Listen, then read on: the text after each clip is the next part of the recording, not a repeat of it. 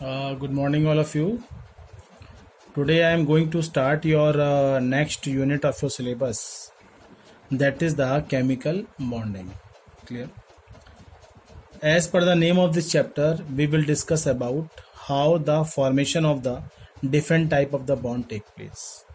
Suppose we have two atoms, A and B atoms, and these two atoms may combine to form the stable compound in a form of this AB. तो ए और B के formations के बीच में जो ए और B ने एक bond setup किया है, तो क्वेश्चन ये आता है कि why the formation of the bond takes place between the two atoms, या why the two atoms forms bond together.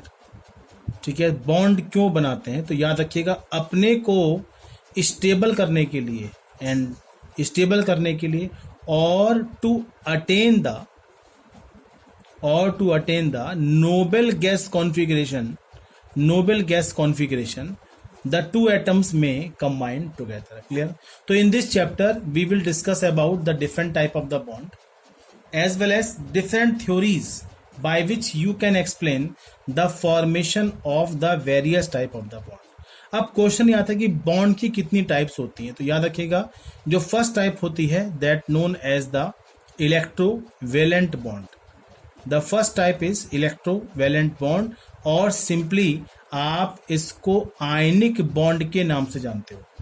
The second type जो आपको यहां मिलेगी that known as the covalent bond.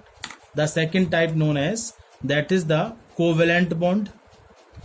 इसके अलावा जो थर्ड टाइप आप यहां स्टडी करोगे that known as that is the coordinate bond. Coordinate bond क्या होते हैं? कोऑर्डिनेट बॉन्ड, इनको आप डेटिव बॉन्ड के नाम से भी जानते हो. दिस डेटिव बॉन्ड कैसे फॉर्म होते हैं? Dative bond.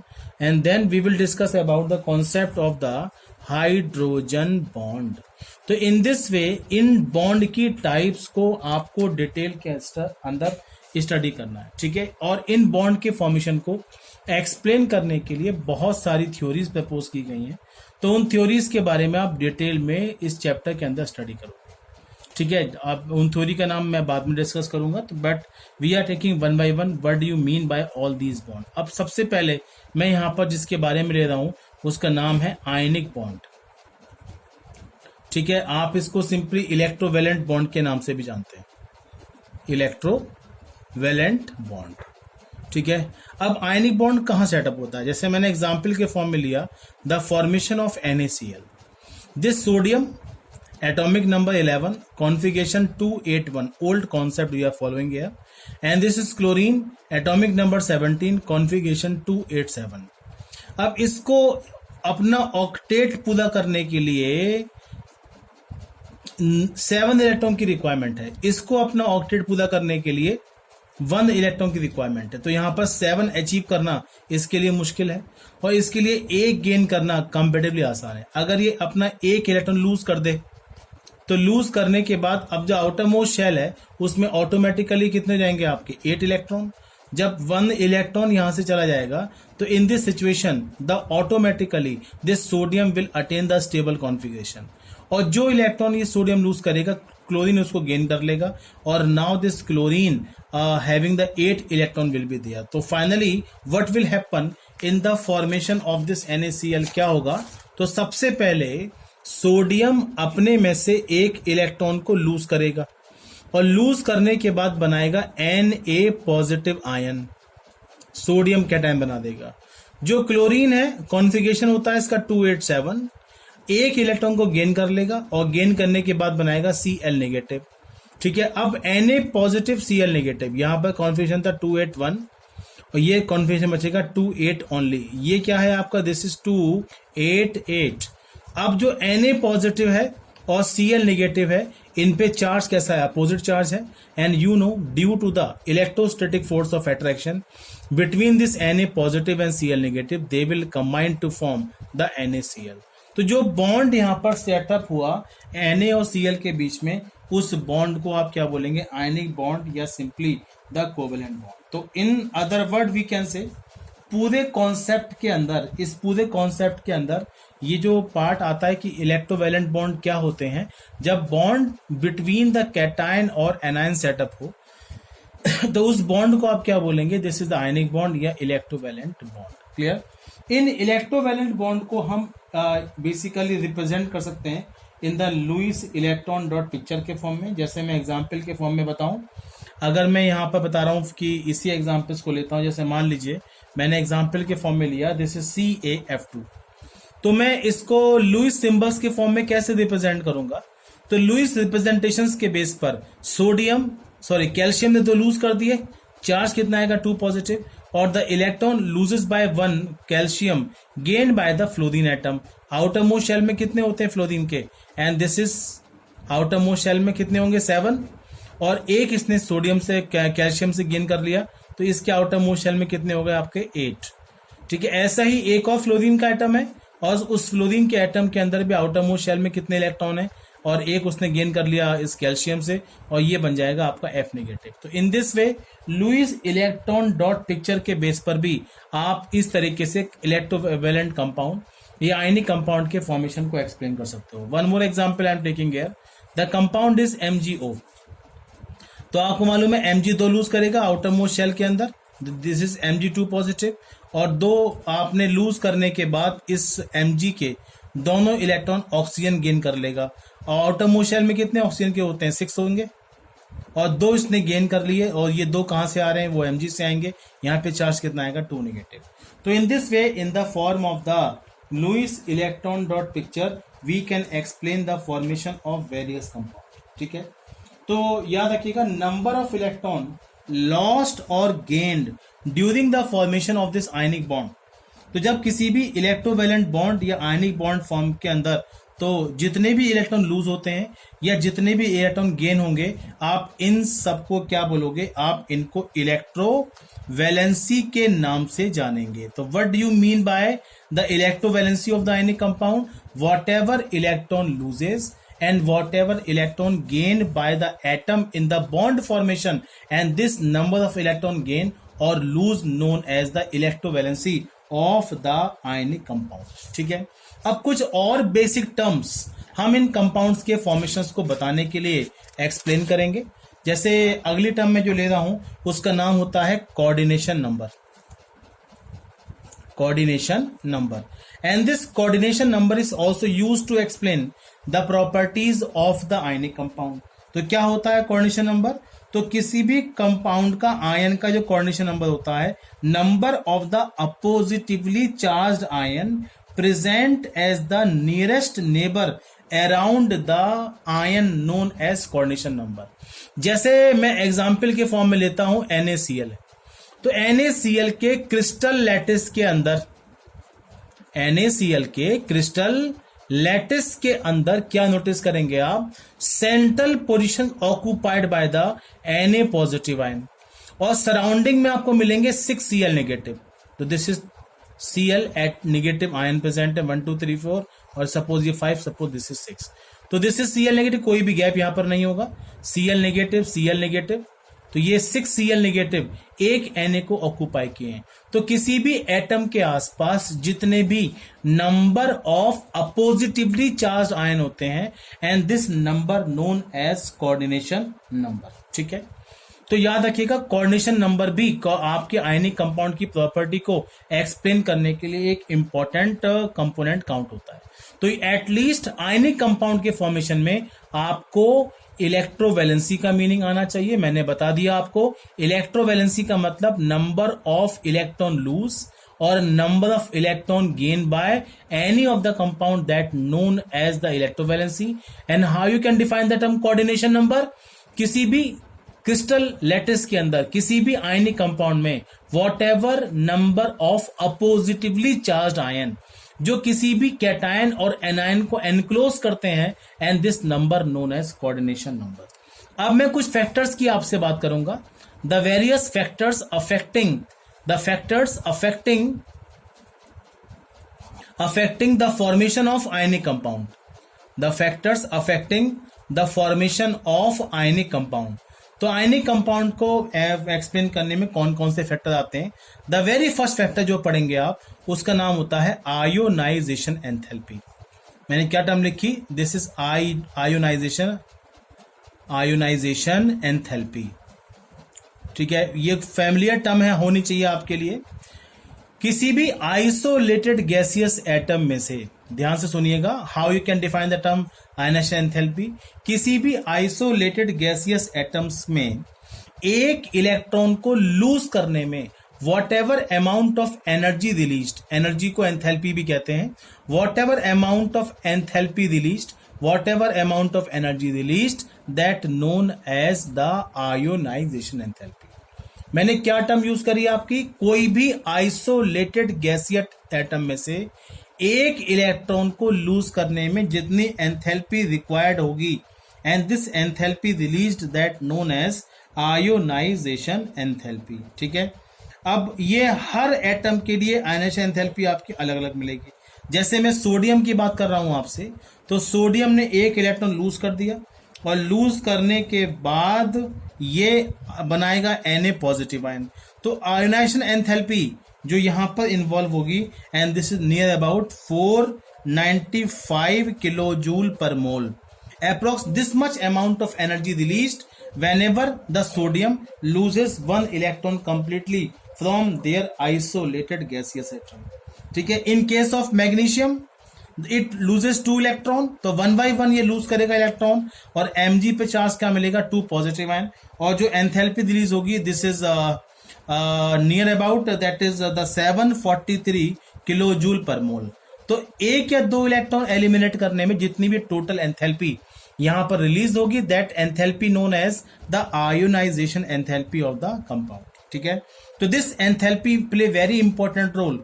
जितना लो एंथैल्पी किसी भी एटम की होती है, और एटम उतनी आसानी से कैटायन बनाएगा, और जब आसानी से कैटायन बना देगा तो उसकी एंथैल्पी, तो वहां पर आयनिक कंपाउंड बनने की या आयनिक बॉन्ड बनने की पॉसिबिलिटी उतनी ही बढ़ जाती है।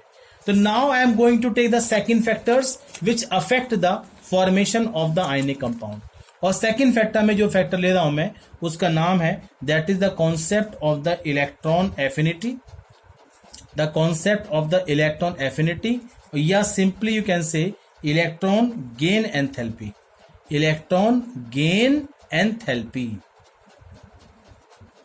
हाउ यू कैन डिफाइन, नाम से क्या लगता है, इलेक्ट्रॉन गेन करने में जो भी अमाउंट एनर्जी का रिलीज या एब्जॉर्ब होगा, and this much amount release और absorbed known as electron gain enthalpy. कैसे डिफाइन करते हैं, the electron gain enthalpy of an element, क्या मतलब है, electron gain enthalpy of an element is the enthalpy change that take place when an extra electron is added to an isolated gaseous atom to form the anion। मैंने क्या बोला कि जैसे chlorine है, chlorine के आउटर मोस्ट शेल में 487 मतलब 17 electron यहां प्रेजेंट है। तो इन इलेक्ट्रॉन में जब आप एक इलेक्ट्रॉन को ऐड करोगे तो यहां पर जो 17 इलेक्ट्रॉन पहले से मौजूद हैं वो आने वाले इलेक्ट्रॉन का वेलकम नहीं करेंगे, ये आने वाले इलेक्ट्रॉन को रिपेल करेंगे। तो इन रिपल्शन को ओवरकम करते हुए हम जब एक इलेक्ट्रॉन को फोर्सफुली किसी भी एटम के अंदर ऐड करते हैं तो whatever amount of energy added और whatever amount of energy released, that known as the electron gain enthalpy, और ये बन जाएगा आपका Cl नेगेटिव। तो कहने का मतलब ये हुआ, तो किसी भी एटम के अंदर जितना एक इलेक्ट्रॉन लूज करना डिफिकल्ट होता है, ऐसे ही किसी भी एटम के अंदर एक इलेक्ट्रॉन ऐड करना भी मुश्किल काम होता है। तो एक इलेक्ट्रॉन को ऐड करने के बाद जैसे ही एनायन का फॉर्मेशन होगा तो जो total amount of enthalpy released है, एब्जॉर्ब्ड है, एंड दिस एंथैल्पी रिलीज्ड और absorbed known as the electron gain enthalpy. ठीक है, तो ये बेटा सेकंड फैक्टर है जिसके बेस पर अब मैं कुछ एग्जांपल लेने से, ऑक्सीजन है, ऑक्सीजन के अंदर एक इलेक्ट्रॉन ऐड करने पर जो O1 नेगेटिव आयन बनेगा, तो यहां पर जो एंथैल्पी है, जो electron gain enthalpy first one होगी वो रहेगी +142 किलोजूल पर मोल। मतलब मुझे इतनी एनर्जी ऐड करनी पड़ी क्योंकि 8 जो इलेक्ट्रॉन इस ऑक्सीजन के अंदर प्रेजेंट थे, सॉरी दिस इज 26, तो आउटर मोस्ट शेल में 6 है, अंदर वाले में 2 है, तो आने वाले इलेक्ट्रॉन का ये 8 इलेक्ट्रॉन वेलकम नहीं करेंगे, वो उनको अपोज करेंगे। तो मैंने इतना अमाउंट एनर्जी का ऐड किया और ऐड करने के बाद मैं इंटेंशनली यहां पर ऐड कर पाया। अब मैं एक O नेगेटिव में एक और इलेक्ट्रॉन की एडिंग कर रहा हूं, तो अब जो यहां पर O निगेटिव निगेटिव बनेगा, तो जो सेकेंड इलेक्ट्रॉन गेन एंथैल्पी है एंड दिस मच अबाउट बहुत निगेटिव हो जाएगी, -693 किलो जूल पर मोल। इसका मतलब the process becomes highly exothermic in nature. तो पहली वाली एंथैल्पी पॉजिटिव थी, दूसरी वाली एंथैल्पी निगेटिव है, और ऐसी कंडीशन में दोनों एंथैल्पी को आप सम अप कर लीजिए and that will be the total electron gain enthalpy will be there. ठीक है, तो second factor which explain the formation of the ionic compound. जो तीसरा फैक्टर मैं आप बात कर रहा हूं उसका नाम होता है लैटिस, LATTIC, लैटिस एंथैल्पी। क्या मतलब है लैटिस एंथैल्पी का? लैटिस एंथैल्पी का मतलब होता है द एनर्जी रिलीज्ड, मैं क्या बोल रहा हूं आपसे, the energy released when the requisite number of gaseous positive and negative ion combine to form 1 mole of ionic compound. जैसे 1 sodium monovalent cation, 1 chlorine monovalent anion आपस में कंबाइन करने के बाद सपोज NaCl को फॉर्म कर रहे हैं, तो याद रखिएगा इनके एप्रोप्रिएट नंबर का आपस में इंटरेक्शन के बाद जो कंपाउंड सेटअप होगा, तो जो एंथैल्पी रिलीज होगी या एब्जॉर्ब होगी, that known as lattice enthalpy. या ऐसे कह दीजिएगा, एक 1 मोल NaCl मॉलिक्यूल को ब्रेक करने में whatever amount of enthalpy released या absorb, that known as the lattice enthalpy, and this lattice enthalpy play a very important role the formation of the ionic compound. ठीक है, तो 3 factors we have done by which you can explain the formation of various ionic compound। अब मैं 4th factor की बात करता हूं, that is the charge। तो चार्ज ऑफ द आयन, ठीक है, लैटिस एंथैल्पी आपके आयन के चार्ज पर भी डिपेंड करती है। जितना ज्यादा नेगेटिव पॉजिटिव चार्ज की इंटेंसिटी होगी उतना ज्यादा आपकी लैटिस एंथैल्पी भी होगी। तो higher the charge of the ion, जितना ज्यादा चार्ज होगा greater is the force of attraction, hence larger is the amount of energy release and lattice enthalpy बढ़ जाएगी। जैसे NaCl के केस में, जैसे मैं NaCl के केस की बात करूं आपसे, तो in case of this NaCl यहां पर यूनिवैलेंट कैटायन और एनायन का इन्वॉल्वमेंट है, तो इनकी जो लैटिस एंथैल्पी होगी वो होगी -758 किलो जूल पर मोल के आसपास। जब मैंने CaCl2 को ले लिया, इसमें डाईवैलेंट कैटायन का इन्वॉल्वमेंट है, ऐसी कंडीशन में enthalpy becomes 2254 kilo joule per मोल। अब देखिए चार्ज बढ़ा, तो चार्ज बढ़ने के साथ साथ लैटिस एंथैल्पी भी बढ़ जाएगी। अगर मैं MgO की वैल्यू बात करता हूं, यहां पर भी 2 नेगेटिव चार्ज है, यहां पर 2 प्लस चार्ज है, and this enthalpy becomes -3932 kilo joule per mole. इसका मतलब जितना चार्ज इंक्रीज करोगे आप, more the charge increases and accordingly the enthalpy भी आपकी उस प्रपोर्शन में बढ़ जाती है। तो these are the factors which play a very important role for the formation of ionic compound. इसके अलावा एक और भी होता है बॉर्न हैबर साइकिल, इसके बारे में भी मैं बात करूंगा आपके नेक्स्ट चैप्टर के अंदर, स्टेट्स ऑफ मैटर के अंदर। तो ऑटोमेटिकली बॉर्न हैबर साइकिल के बेस पर भी हम एंथैल्पी इन्वॉल्वमेंट को फाइंड आउट कर लेते हैं। तो कोई भी आयनिक कंपाउंड अगर लुईस सिंबल के फॉर्म में रिप्रेजेंट कैसे करोगे, this part I have explain. Second part, अब मैं कुछ प्रॉपर्टी की बात कर रहा हूं आपसे आयनिक कंपाउंड की। तो आयनिक कंपाउंड्स की प्रॉपर्टीज क्या क्या होती हैं, we are discussing about the properties of the ionic compound. तो आयनिक कंपाउंड की प्रॉपर्टी में एक्सरे स्टडी के बेस पर आप फाइंड आउट करोगे, तो इनकी फिक्स्ड शेप होती है, इन कंपाउंड की फिक्स्ड शेप होती है। ठीक है, इन कंपाउंड का melting point and boiling point high होता है, MPBP is very very high. आपको मालूम है, दिस इज बिकॉज आयंस बहुत टाइटली पैक्ड होते हैं, और टाइटली पैक्ड होने की वजह से उनके बीच में strong electrostatic force of attraction होगा, और जब तक आप उन फोर्सेस ऑफ अट्रैक्शन को ओवरकम नहीं करोगे, तो उनका melting point boiling point automatically बढ़ जाता है। ठीक है, इन कंपाउंड की जो सॉल्युबिलिटी होती है, and this solubility of this compound is very very high. तो इन कंपाउंड की सॉल्युबिलिटी बहुत ज्यादा होती है, melting point boiling point high होता है, इन कंपाउंड की फिक्स्ड लैटिस या शेप होती है। तो these are the some of the properties of this compound. Next property क्या होगी, दैट इज इनके अंदर इलेक्ट्रिकल कंडक्टिविटी मिलेगी। This compound shows the electrical conductivity. ऐसा क्यों होता है, जब किसी भी सुटेबल सॉल्वेंट के अंदर आप इन कंपाउंड को ऐड करते हो तो ये अपने कॉरेस्पॉन्डिंग कैटायन और एनायन के अंदर टूट जाते हैं, और this cation and anion released, जितने भी कैटायन और एनायन आपके बनेंगे, the migration of this cation and anion towards the respective electrodes is responsible for the conductivity of this compound. ठीक है, तो ये बेसिक प्रॉपर्टी है आपके आयनिक कंपाउंड की। And in the next segment हम जिसके बारे में पढ़ेंगे नेक्स्ट वीडियो के अंदर, that know the covalent bond.